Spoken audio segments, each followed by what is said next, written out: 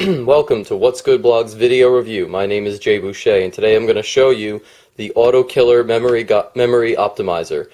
You need to have a rooted phone in order to use this, so make sure you keep that in mind. So the Autokiller memory optimizer, a little bit of the background. Android has its own settings that when it will start to kill apps when you start to run out of RAM. So when you have extremely low RAM, it will start to kill apps that are stuck in the background. And I know that's one of the big problems with Android, is that apps will be stuck that are in the background that are not really being used, but they continue to draw resources and draw memory and draw the battery, and it actually takes away from the phone, and it slows the phone down a lot. And auto task killers, they don't really work because these tasks actually come back on and stuff. And so one of the big things about the task killers, especially in Froyo, is they don't work at all, really. So what this does is the original settings are actually much lower, below 30 megabytes. It really goes up to like 24 megabytes.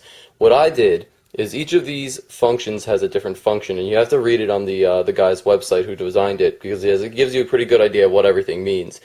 But the first three, foreground app, visible app, and secondary server, are apps that are actually actively being used or that you're actually seeing on the phone. So right now, this app, the Autokiller, is a foreground app. And when free memory gets below that number, it'll actually start killing those apps. And you don't really want it to do that. So what you do is you set the hidden app, content provider, and empty app. These are apps that were used, that are now sitting in the background, that aren't really being used at all.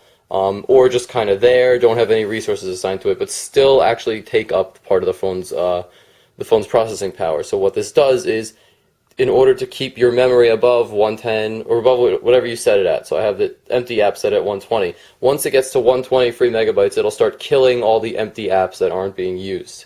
And it actually has worked. It's kept my free memory above. Right now it's at 116. It's actually kept my free memory where I've aimed it to. Now, there comes with own preset settings where you can choose how aggressive you want it to be. You can also save the one you have as a custom one, which I actually like what I have right now.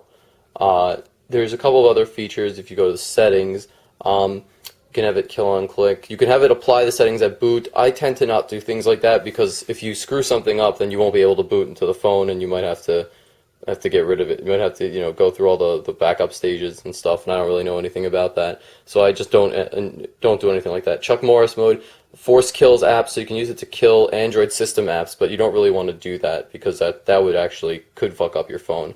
Other than that, I don't think there's any other features of it, but it is awesome. I've had a great time with it so far. I've only had it for a few days, but I've noticed a significant improvement in performance. If you guys have any questions, feel free to check us out at www.whatsgoodblog.com.